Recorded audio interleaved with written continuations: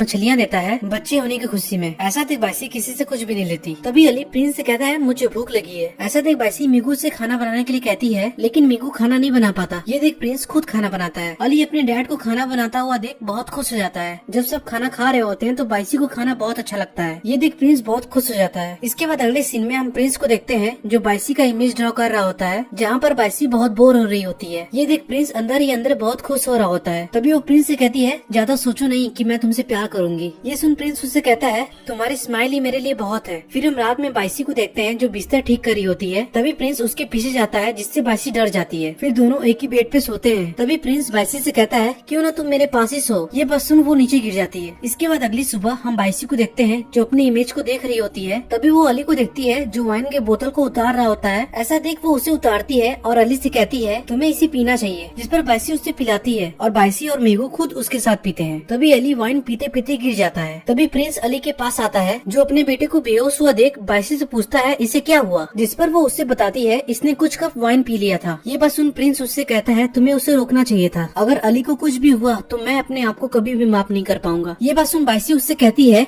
अगर मैंने कोई गलती की है तो तुम यहाँ से जा सकते हो। इसके बाद हम जियान को देखते हैं जिसके पास बाइसी जाती है, जहाँ पर जियान बाइसी से कहता है तुम्हें यहाँ पर नहीं आना चाहिए था, तुम्हें प्रिंस के साथ रहना चाहिए। ये बात सुन वो जियान से कहती है प्रिंस ने मेरे लाइफ को बर्बाद कर दिया है, जहाँ पर मैं शांति से रह रही थी लेकिन अब नहीं रह पाती, इसलिए मैं तुम्हारे पास आई शांति के लिए। तभी यहाँ पर मीकू आता है जो बाइसी से बताता है स्वर्ग से एक राजकुमारी आई है जो अली को अपने साथ लेकर जा रही है। दूसरी तरफ हम सुजिन को देखते हैं जो अली को अपने साथ लेकर जाने के लिए उसके पास जाती है। ऐसा देख वो उससे कहता है मैं यहाँ पर अपने मॉम के साथ हूँ, मैं आपके साथ नहीं जाऊंगा। ये बोल वो गुफा के अंदर चला जाता है। ये देख सुजिन भी उसके अंदर जाती है उसे लेने के लिए, जहाँ पर वो गुफा के अंदर मुयान की बॉडी को देखती है और डर जाती है क्योंकि मुयान का बॉडी एक बर्फ के अंदर कैद होता है। तभी यहाँ पर बाइसी आ जाती है जिसकी आवाज सुन सुजिन बाहर जाती है और अली को लेने के लिए जाती है, मगर अली स्वर्ग जाने से मना कर देता है और बाइसी के पीछे जाकर छिप जाता है। ऐसा देख सुजिन बाइसी से कहती है इम्परर ने कहा है अली को वापस लाने के लिए। तभी यहाँ पर प्रिंस आ जाता है जो सुजिन से कहता है मैं इम्परर से बात कर लूंगा क्योंकि मैं अपने बच्चे का बर्थडे इसी दुनिया में सेलिब्रेट करना चाहता हूँ, तुम्हें टेंशन लेने की कोई जरूरत नहीं। इसके बाद अगले सीन में हमें डीमन क्लैन के रानी को दिखाया जाता है जो अपने बच्चे की याद में बहुत रो रही होती है क्योंकि उसका बच्चा मर गया होता है। तभी उसके पास सुजीन आती है जो डीमन क्लैन की रानी से कहती है क्या तुम भूल गई कि तुमने प्रिंस के बेटे को किडनैप करने की कोशिश की थी, जिसके इमोर्टल सोल से तुम अपने बच्चे को जिंदा कर पाओ। अगर ये बात स्वर्ग के इम्परर को पता चला तो वो तुम्हें तुम्हारे बॉडी से स्किन निकालकर तुम्हें मार डालेंगे। ये बात सुन डीमन सुजीन से कहती है तुम्हें मुझसे क्या चाहिए, जिस पर वो उससे कहती है मैं तुम्हारी हेल्प करना चाहती हूँ। अगर तुम बाइसी को मार दो तो मैं हेवन की रानी बन जाऊंगी, तब मैं तुम्हारी हेल्प करूंगी डीमन क्लैन को आजाद करवाने में। इसके बाद हम जूजिन माउंटेन को देखते हैं जहाँ पर प्रिंस बाइसी को अपने साथ लेकर जाता है, जहाँ से स्वर्ग बहुत नजदीक होता है। तभी अली बाइसी से कहता है मेरे डैड मुझे हमेशा यहाँ लेकर आते हैं। इसके बाद प्रिंस खाना पकाने के लिए घर के अंदर जाता है और पत्तों से आग जलाने की कोशिश करता है। ये देख बाइसी उससे पूछती है क्या तुम्हें पता नहीं कि आग कैसे जलाते हैं। ये बात सुन प्रिंस बाइसी से कहता है डैड ने कहा है इंसानों की दुनिया में मैजिक का यूज नहीं करते। ये बात सुन बाइसी अली से पूछती है क्या तुम्हारे डैड मोटल है, जिस पर प्रिंस उससे बताता है इस दुनिया में रहने वाले सभी लोग मोटल है। तभी बाइसी एक फोटो को देखती है जो बिल्कुल उसी की तरह ही दिख रही होती है। ये देख प्रिंस बाइसी को बताता है आज से 300 साल पहले जब शार्क क्लैन और ईस्टर्न सी के बीच फाइट हो रही थी तो मुझे स्वर्ग की तरफ से दोनों को रोकने के लिए भेजा गया, लेकिन मैं दोनों को रोक नहीं पाया और हारकर नीचे गिर गया। इसी माउंटेन पर मुझे घायल हुआ देख मेरे पास एक लड़की आई जिसने मुझे ठीक होने में हेल्प किया और मैं उससे पूछा मैं इसकी भरपाई कैसे करूं क्योंकि तुम्ही ने मुझे ठीक किया है। जिस पर वो लड़की मुझसे कहती है शादी कर लो और हम दोनों खुशी खुशी शादी कर लेते हैं और मैं उस लड़की का नाम रखता हूँ सुसु क्योंकि उस लड़की के पास उसका कोई भी नाम नहीं होता। ये बात सुन बाइसी प्रिंस से कहती है मोटल मर जाते हैं लेकिन इमोटल कभी भी नहीं मरते और प्रिंस यहाँ से चला जाता है। इसके बाद रात के वक्त हम प्रिंस को देखते हैं जहाँ पर वो बाइसी को आसमान में लैंप छोड़ने के लिए लेकर जाता है और उससे कहता है अगर तुम्हारे पास कोई भी विश है तो इसे छोड़ने से पहले मांग लो, जिस पर वो अपना उससे विशेष मांगती है। बाइसी के विशेष को सुन प्रिंस को अपने सुसु की याद आ जाती है क्योंकि सुसु भी बिल्कुल बाइसी की तरह विश मांगी थी। फिर हम प्रिंस को देखते हैं जिसके बालों को बाइसी ठीक कर रही होती है, लेकिन बाइसी को कुछ समझ नहीं आ रहा होता